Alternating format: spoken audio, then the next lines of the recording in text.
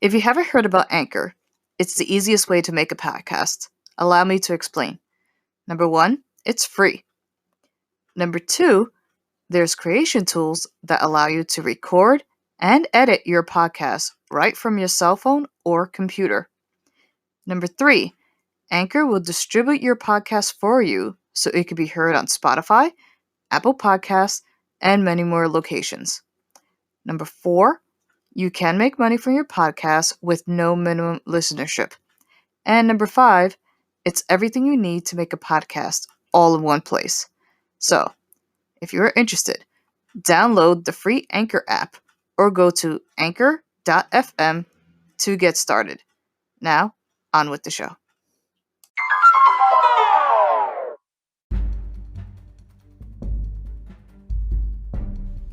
Hello, everyone, and welcome to the Tinfoil Rican podcast. My name is Lee32. I've given myself a code name as I still work for The Man.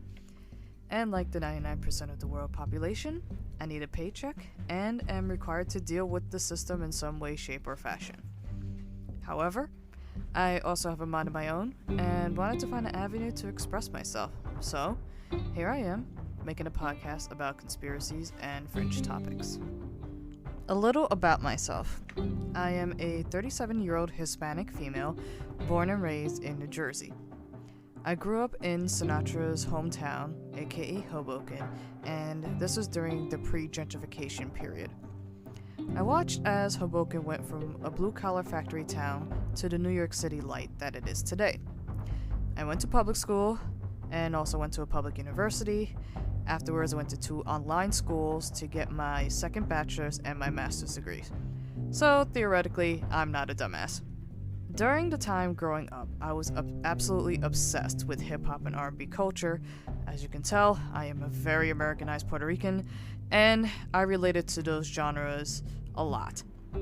My dream was to be a DJ, or be in the music industry of some form other than a performer. Now, I will be the first to admit, I was deeply entrenched in the system. My focuses growing up were on mainstream media, celebrity gossip, learning the latest song lyrics, and pop culture in general. Conspiracy theories were the furthest thing from my mind. Other things like aliens, horror movies, and occult themes I had a major interest in, but I would say it was on par with the rest of my peers. The one exception being my brief stint with my friends trying to make a coven after watching the movie The Craft, but that's another story for another episode. Now, one thing New Jersey residents are extremely familiar with is corruption, both in politics and in crime.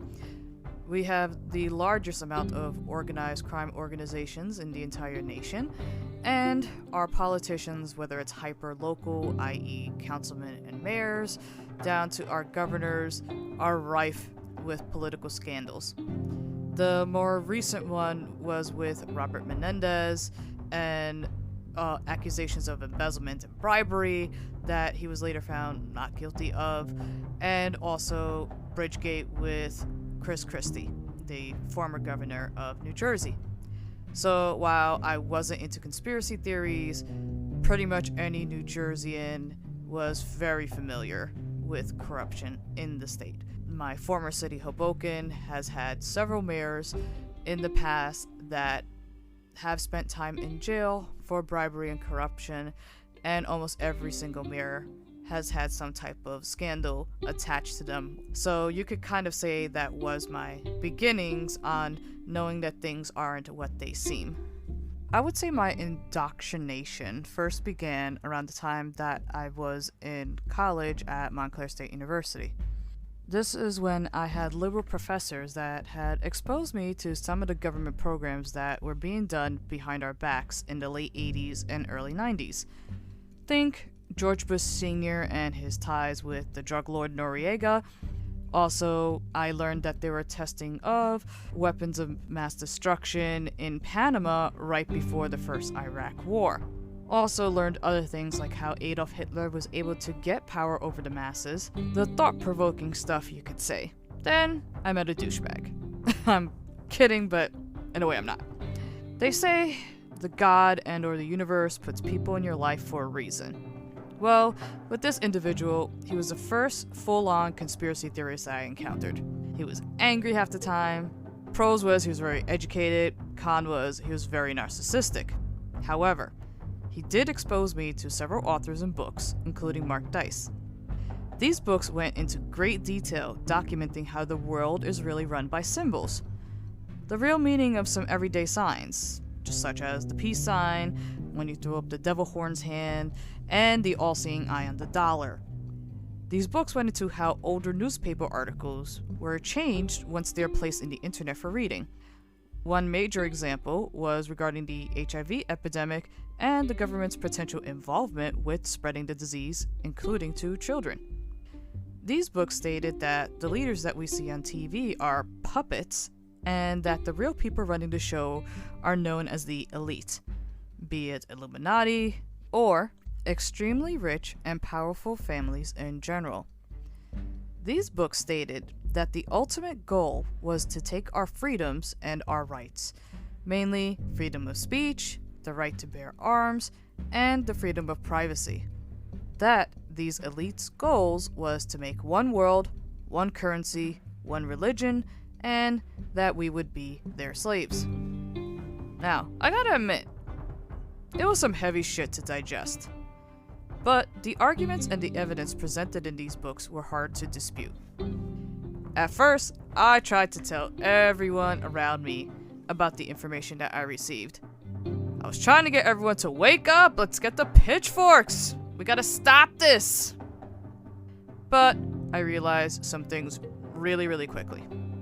Number one, most people do not believe in any conspiracy theories at all, even the ones that are proven to be true. Number two, most people do not want to be activists no matter how bad the situation is. Number three, most people are too caught up in everyday life to put energy into fighting the system. Number four, things have to directly affect people in order for them to even think about doing something. And that still isn't enough to get people involved. You add the fact that at the time I was a young, single mother with no child support and living in Section 8 housing, it became clear that I didn't have the resources or was in the position to fight the power. So, I took the blue pill, put the info I learned in the back of my consciousness, and moved on with my life.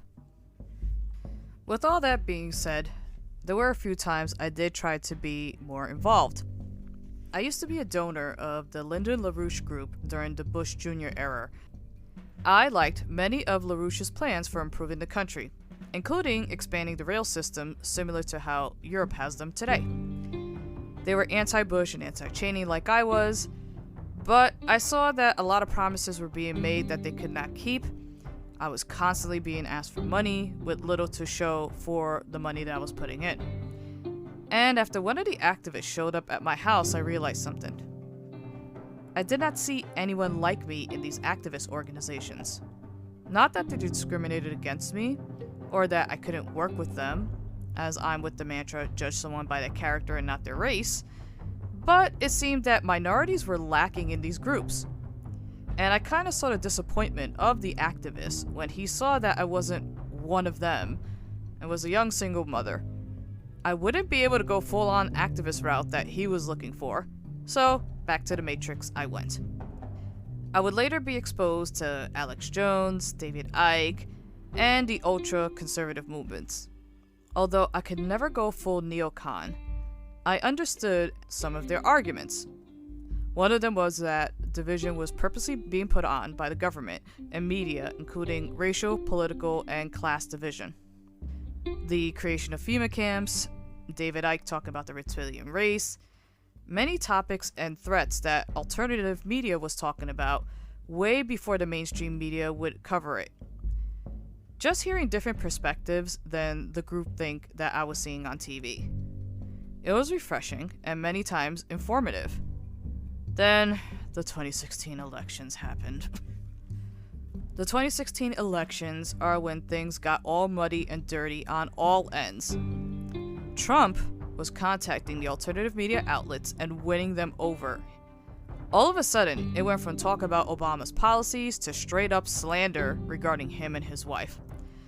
Same thing was happening with Hillary Clinton, from claims that she's ready to kick the bucket any minute now, to her being a witch, to her allegedly smelling really horrible if you meet her in person. These things had nothing to do with the real issues going on in the country. Things just got really ugly during those elections. It was very low vibrational energy. I found myself in conflict with these personalities that I had listened to for so long. They were totally enamored by our current president, ignoring things that they would never let any other person running for president get away with, or anyone else for that matter. I felt that he was playing the alternative media for a fool, that he was telling them exactly what they wanted to hear with little intention of doing it. It became too much, and I backed off once again. However, there was some light in all this division and darkness. For one, it seemed that a lot more people were becoming awake. All of a sudden, regular people were running for local political offices and getting involved. More people became active in their communities. Others were starting to find their voices. And many others wanted to be educated about the real world, so it wasn't all doom and gloom. So here we are, nearly 20 years after I was first exposed to conspiracy theories. Now friends openly reach out to me for opinions regarding fringe topics and conspiracy theories in general. Certain things have become too blatant for the public to ignore. Jeffrey Epstein as an example. Also, the public is more into UFOs, the paranormal, and divination topics. In the past, these things would get you to the psych ward immediately. In this climate, I feel that it is time to talk about these subjects openly again. And I want to do it from the perspective of someone that grew up in cultures that believe in some of these areas more than the average American. My goal here is to talk about these subjects, give you the arguments for them, and ultimately let you, as the listener, come up with your own conclusions. I will try my hardest not to scream in the mic, saying that you need to believe in any of the subjects that I bring up, as I know that that is the mantra of many conspiracy hosts. And also, I'm very open to hearing various opinions and obtaining evidence that is contrary to the norm. I personally believe this is how we as humans were made, to be intelligent beings with different perspectives and different traits. If you're down with this, welcome to my podcast, and I hope you enjoy the ride.